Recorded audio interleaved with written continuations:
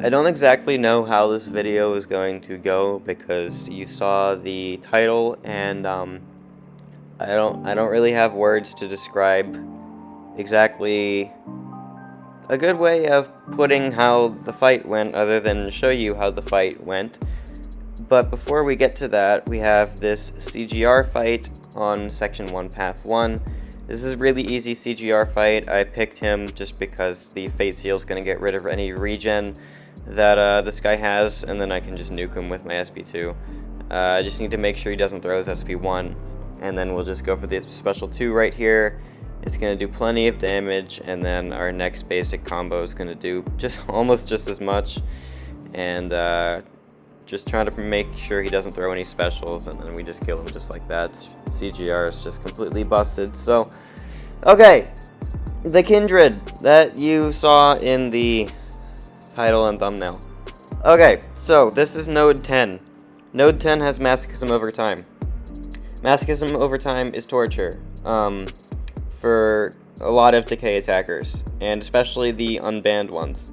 Now, in theory, Anti-Venom can do this fight just fine. I just make a lot of mistakes that I will point out, and just to start, maybe Anti-Venom was not the correct choice for this node.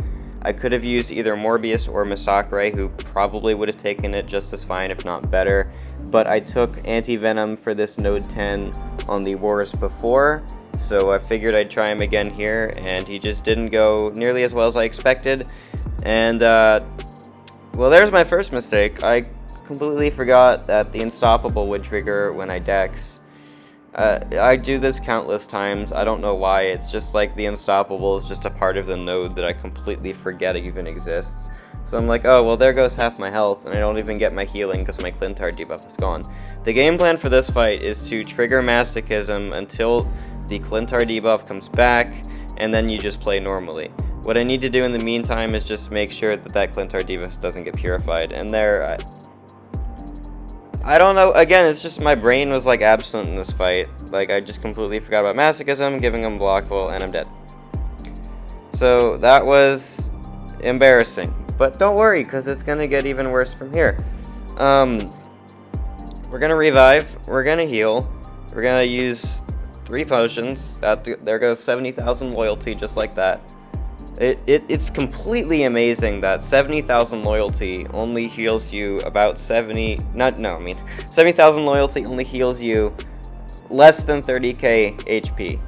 That makes total sense right there. Oh yeah, and we get parried at the start of the next fight.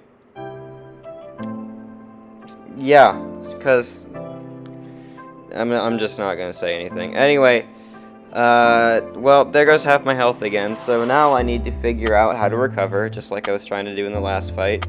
And it's not going to go too bad for quite a while. I'm playing this correctly. I have my Clintar debuff back, so that was just a stupid AI moment. But I have my Clintar debuff back, so I have my healing back, I have my debuffs back. Now we can control this guy a lot better. I have a slow up right now, so I don't have to worry about dexing and triggering the Unstoppable. I have plenty of debuffs to prevent the damage I'd be taking from his degen because of Decay. We are just going ham on him right now, and I'll try to stack some Spectres to keep his healing down for a little while, and we're gonna wait for him to throw this SP2, and I'll give you one guess to figure out how I managed to die here. Forget the Unstoppable. I mean, this is just, it's so embarrassing because I know like my officers are going to be watching this, and then I just look like one of the biggest idiots to ever play at top tier war. Just my brain completely ignoring the fact that Unstoppable is a part of the node. There I was too slow countering his heavy attack, ate it to the face. There I misdexed his SP1 because it's a weird timing. This is the 3rd try against this guy, so I've died twice, and here's the 3rd attempt, and we're about to go into Outbreak, but with Decay that's really not that big a deal, because of the fact that we take less damage, or just basically no damage from damaging effects. And then now we're going to go for a bait on the SP2, and you get to see some very fun AI moment.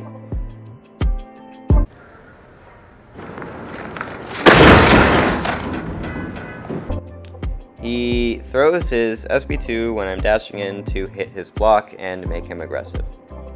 And there goes the attack bonus just like that. So here's a fun montage of me just using 40% revives to take this guy down. I'm not healing because the attack bonus is gone, so there's no point.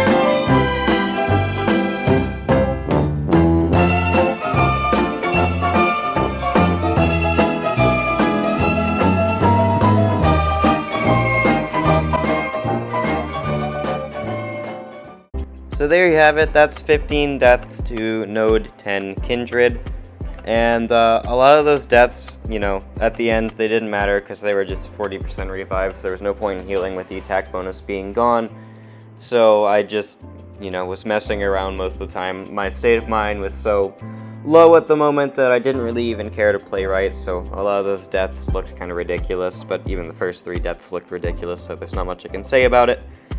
Anyway, back to the rest of the fights. We have this Quicksilver on Section 2, Path 1, and I'm really good at fighting Quicksilver, so I just decided to use CGR, even though he's not necessarily a counter. We can also just kill him before anything becomes a problem.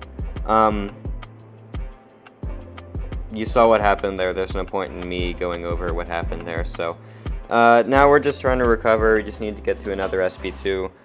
So I'm just going to do CGR stuff. I played my rotation in this fight really bad. For starters, I started out with a Vigilance combo at the start of the fight, which was just brain dead. I don't know why I didn't go for heavy attack like I did in the iDoom fight.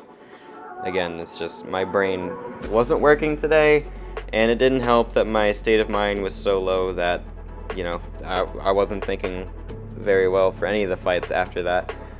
But anyway, that Quicksilver went down. We finished with very high health, so it didn't really matter. So this fight is an Absorbing Man, and I could either take this with a Mega Sentinel or Anti-Venom. Anti-Venom probably would be the better counter, but I'm using a Mega Sentinel because I know she does it quite well. And I do know that Anti-Venom's at very low health, and I really don't want to heal him up. So I was just going to try to save loyalty here and use a Mega Sentinel, which is fine because I know like she's really good for this fight.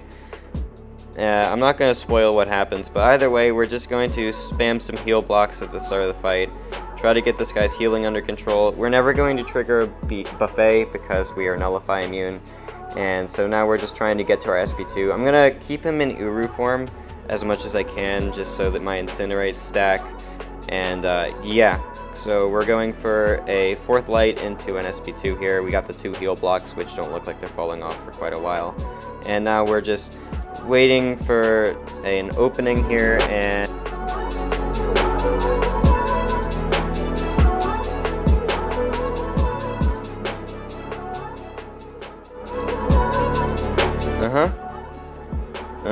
yep, yeah, there goes my full health Mega Sentinel in 4 hits when I need her for 2 more fights this war.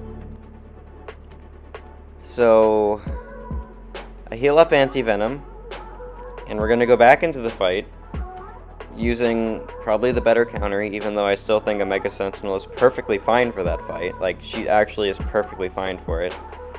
It's just,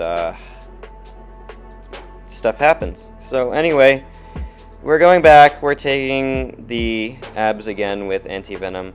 And if I trigger Buffet, it's not going to be that bad because I have a bunch of heal control debuffs. So, you know, he's not going to gain a lot of healing from that. The thing is, he is immune to heal reversal. I don't know if you guys are hearing my cat's bell ring a lot right now. Sorry if that's really annoying, but it's been happening a lot. He's just trying to sit with me. On a positive note, I had to bring that up. Anyway, so we're raiding this guy's SP2, and he's taken forever to throw it, but he finally does. And we're just gonna go for the counter like that. And now we have to try to get this guy down with our SP2 now. We have the Furies, and we're just gonna keep him in magma form. It doesn't really matter that he is refined here, because the anti-venom is incinerate immune. So we're just gonna go ham on him. We're going to try to stack up more of our specters so that the healing is a bit more under control, and we definitely prevent a lot of it, but we're not going for the petrify from the SP1 to prevent a lot more of it. But we do get 3 more Furies, so now we have 7. We're hitting even harder, and we bait a heavy attack, and now we're going to place another specter, so that helps with the control at least. But we need to bait this SP2 and then throw our SP1 to place a petrify, and that'll definitely help finish the fight out. So now he's completely heal blocked because of Indomitable not letting him, what am I trying to say? Get heal reversed. So he's just heal blocked at that point. And that Absorbing Man is now dead. So there is another death. Again, I just don't have words for this war. A lot of it's me, a lot of it's AI. I can't blame everything on AI, because you clearly saw that so many of the mistakes in that fight were me. But I'm about to item out this war, because I have to heal a Mega Sentinel once again. And yeah, so we're gonna be down to our last item, basically. I think I'm allowed 1 more potion if I mess up. So we have that at least, but I took this fight like 3 hours after the Kindred and Absorbing Man death, just so I can think about stuff other than MCoC after that awful moment. I needed a break. I did waste boosts because of the fact that I spent time not playing the game for a while, but I think it was worth it. And so I threw on an indestructible boost because I cannot dex Bishop's SP2 consistently if it was to save my life. We misdexed the tail end there twice, so that's why we use indestructible boosts, guys. And he throws his SP1 when I'm holding block. The reason I sped this fight up to twice the speed is because it's really long, because we're not throwing special attacks. We are just 5-8 comboing this dude to death, because I don't want to place a lot of energy debuffs, in this case plasma, because, you know, they don't really do anything. And you know what, there's no point in throwing special attacks here, so we're just not going to. Yeah, and we gave him more prowess too by placing energy debuffs, so that's another thing. But fight went down, 5-8 comboed him to death. Her armors and the indestructible boost definitely saved me quite a bit there. But anyway, next up, man, I'm using literally a team potion to heal up a Mega Sentinel now, because I just don't have any potions after I used so many of them. Next up is this Sauron on node 40. It's the same game plan as the Bishop, because we're not even going to be able to get special attacks in this fight. But, you know, it's the same game plan. We're just not going to throw special attacks. Again, in this case, we can't, but it's not even that big a deal, because he's got, what is it, high energy diet, so our plasmas once again would do pretty much no damage. The reason Mega Sentinel is taking these fights, even though her plasma doesn't do any damage, is because of the fact that her basic attacks hit so hard anyway. That's not that big a deal, because she got, what, like the 2nd or 3rd highest base attack in the entire game, so it's not that big a deal. And she's incredibly tanky when you keep the 10 armors, because, you know, when you're not throwing specials, you're never going to consume the armors unless you triggered the auto block, so she's really tanky here, and that's why I took her. I didn't really have a tech option that worked for both of those fights very well, except for a Mega Sentinel, so I'd say it was worth it. And you can clearly see, like, I took both these fights pretty well. I mean, anything looks well in comparison to the other fights I took this war, but, you know, they don't look that bad. So, anyway, a Mega Sentinel is a great counter to those two. But, that's my War 3. And we won. By a lot. Because, we faced an ally that didn't finish the map. I don't know what's been going on with matchmaking this season. This is the 2nd one this season already that hasn't finished their map. So, at least, you know, my deaths didn't matter, because I had 4 that actually counted, and it didn't matter. But if you look, they killed us 29 times, and knowing that 16 of that 29 was my fault, it's not good for my morale. But one thing I am doing for the rest of the season is moving to Section 1, Path 7. I have a good friend of mine who is going to take my Section 1, Path 1 for the rest of the season until Decay is gone, just because Node 10 is just a nightmare sometimes. So, it's worth it. I'll be switching back to Path 1 in Section 2, though, so me and my friend are splitting, but I think it's a good decision for the entire battle group that we make this path switch. So, it's going to be a little bit inconvenient team building wise, but it shouldn't be that bad. Anything can be better than what my war was like today. So, either way, that is my War 3. I hope you enjoyed seeing what an idiot I was, and maybe you learned something from it. I don't even know. Probably the comments are just gonna be, oh my gosh, how did you possibly play that so badly? I don't know. Alright. Anyway, thanks for watching.